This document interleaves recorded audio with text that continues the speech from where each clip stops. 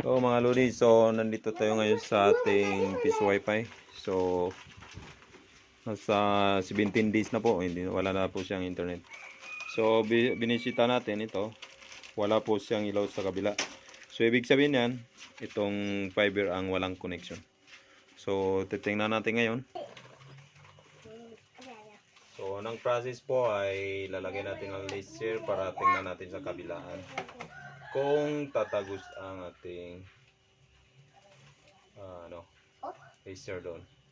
So ayan, ilagay ko na po para makita natin ang ayan. So bali titingnan natin sa kabila kung tumatagos ang so dyan po yung aking fiber nakatawid sa mga kahoy na yan. So wala na po tayong ginagamit na angkor, pang angkor, kasi dyan na po sa mga sanga ng mga puno na yan, dyan na po ako naglagay ng fiber natin. So napakaganda po ng area, no? So may mga kabahayan dito dyan, saka may yang nilagyan ko ng piso wifi ay mayroon dyan elementary school, so elementary rather. So mga kabahayan dyan. So dito po nakalagay sa unahan dyan ang aking main window at saka ang main source ang aking Starlink. Dito po tayo sa main ISP natin. So ayan, tumatagos na po yung ating laser. So ibig sabihin dalawa kabilaan po ng ating SC connector ay kailangan palitan. So ayan, medyo tumatagos na po yung ating laser.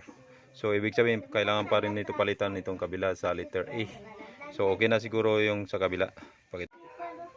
So ayan po, okay na okay ang ating B. So nandun po ang ating laser. So ito na ang papalitan natin ng SC connector.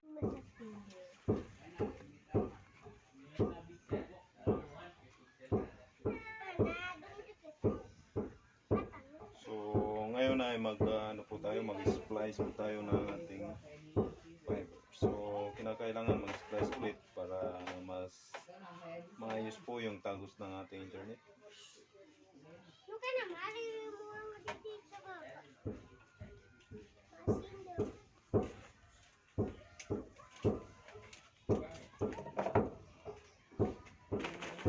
Yang preso sa sabala. Puro sa eskwela na. Ayaw nga pag-ubiya, iman to. So, kailangan natin balatan ng ating Naman mo mampapa, pamambal ka sa wifi. fiber. Hindi, wag kang matata. Wag ka na. Lagi-bagi di ko kabuksan. Tungwan lang si Cairo, di nga na ko makabanat to. Sa kuwan, tirakyan na yan. Kasi ko na si Takan. Tawag nga na, kung nga.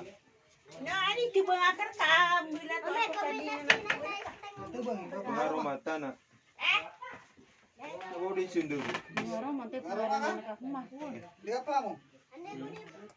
Kamu sa maraw eh.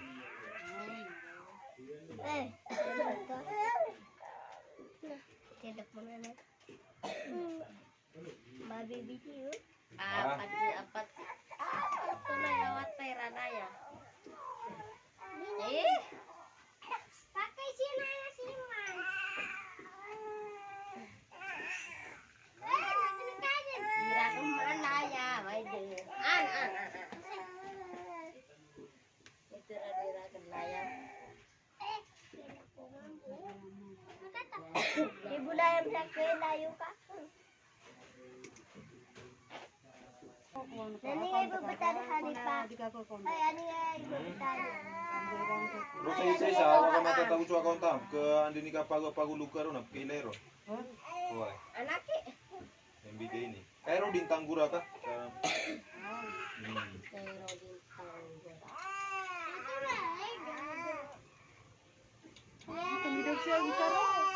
Oh, ambil dia sa system.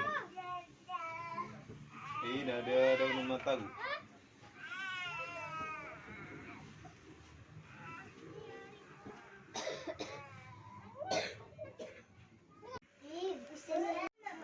Hello mga lodi, so ayan po, okay na ang ating internet.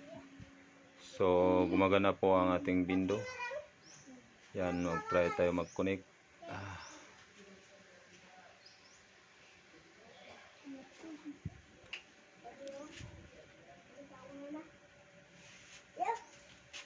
Yan, connected. Wow. Yan. So, connected na po. May internet na tayo. So, pakita ko sa inyo. Yan po. Kanina po ay ito ay wala po itong ilaw, itong banda dito, itong dalawa. So, ibig sabihin nito, pag nawala ang dalawa, ang kanyang problema ay fiber. So, ang internet source mula sa Mediacom A. So, itong tatlo, pag ito ang umiilaw, yan po yung galing sa LAN cable. So, pag nawala po ang tatlo na to, ibig sabihin ang LAN cable ang may problema. So, ganun lang po makadali mag-ayos ng fiber connection. So, maraming salamat. Hanggang dito na lang po ang ating vlog.